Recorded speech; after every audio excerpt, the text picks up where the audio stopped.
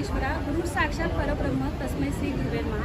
तर आज गुरु शिष्यांचा दिवस असल्यामुळे गुरुपद घेण्यासाठीची ही रांग आहे। भाविक सगळे येत आहेत आणि मीही गुरुपद घेणार आहे। तर आता 10:30च्या आरतीच्या आधी म्हणजे भूपाळी झाल्यानंतर 8 नंतर ज्यांनी गुरुपद घेतलेला आहे, मी थोडं व्हिडिओमध्ये हे करते आणि गुरुपद कशा पद्धतीने घेतलेला आहे, गुरुंसाठी आपण काय मागणं करायचं आहे, कशी विनंती करतो ते मी सांगणारच आहे।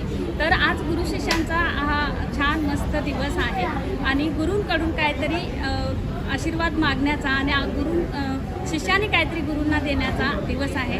तर खूप छान असा दिवस गुरुपौर्णिमा।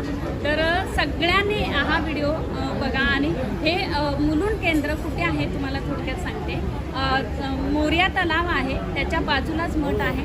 तर संध्याकाळपर्यंत म्हणजे 5:30 वाजेपर्यंत गुरुपद देण्यात येणार आहे। तर ज्यांना कुणाला दर्शनाचा लाभ घ्यायचा असेल तर जरूर या स्वामींच्या मठात आणि म्हणजे गुरुपद घेतल्यानंतर जी एनर्जी वर्षभर आम्हाला मिळते आणि स्वामींची सेवा करायला मिळते त्यासारखं दुसरं भाग्य नाही। आणि गुरुपद हे 5:30 पर्यंतच आहे आणि 7:30च्या आरतीनंतर हे रात्री 11पर्यंत दर्शनाची रांग ही असणारच आहे। भाविक खूप छान दर्शनाचा लाभ घेणार आहे। श्री स्वामी समर्थ दर्शनासाठी जरूर या। स्वामी समर्थ।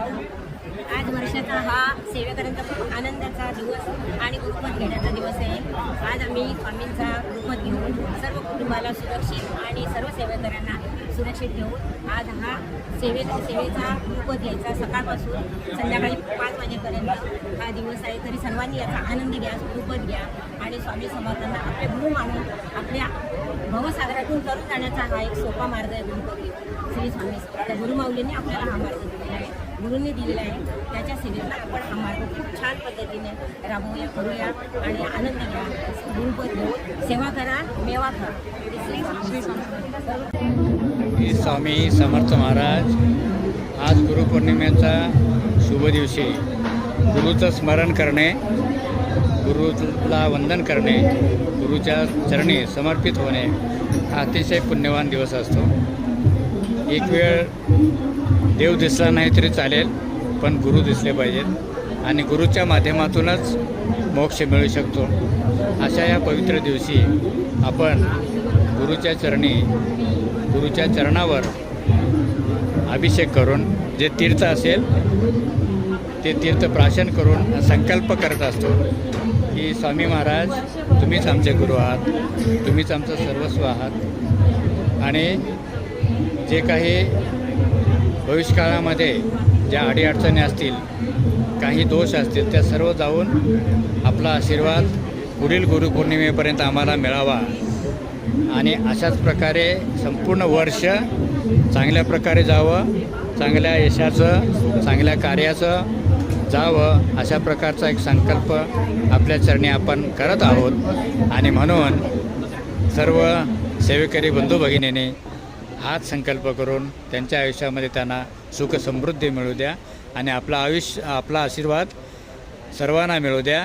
आणि आपलं जे वाक्य आहे, ब्रीदवाक्य, भिवू नकोस मी तुझ्या पाठीशी आहे, हे सर्वार्थानं खरं होऊ द्या आणि त्याची प्रचिती आम्हाला सर्वांना येऊ द्या, असे आपल्या चरणी विनम्र भावे विनंती करीत आहेत। श्री स्वामी समर्थ महाराज की जय। धन्य स्वामी वर्या रे, जय जय सद्गुरु स्वामी समर्था। आरती करू गुरुवर्या रे, अगाध महिमा तव चरणाचा वर्णाया। जय गणपती ते जय देव जय देव, विजेंद्र पंचशिले चंद्रकला मुक्तादे, सदा वैतकमला कपाल शंकादे, विपन्न अंकुश मणिमणि कमला दृष्टिते, मोहनि पावनि माते उत्तरिया माते, जय देवी गायत्री माते, सद्भावे ओवाळू जय गणमाती ते जय देवी जय देवी। तुझी ज्ञान जाणे कुणी देवा विघ्नहरी आम्हा वैकरी, आडोन माया गुणी आनंद कंद विमला, ज्ञान स्वरूपा साक्षी सदैव हृदयस्थी माय बापा। स्वामी समर्थ गुरुतु ऐ सर्वतापा, दावी स्वरूप मजला मी ज्ञान दीपा, धर्म ज्ञानी कराल काल करिया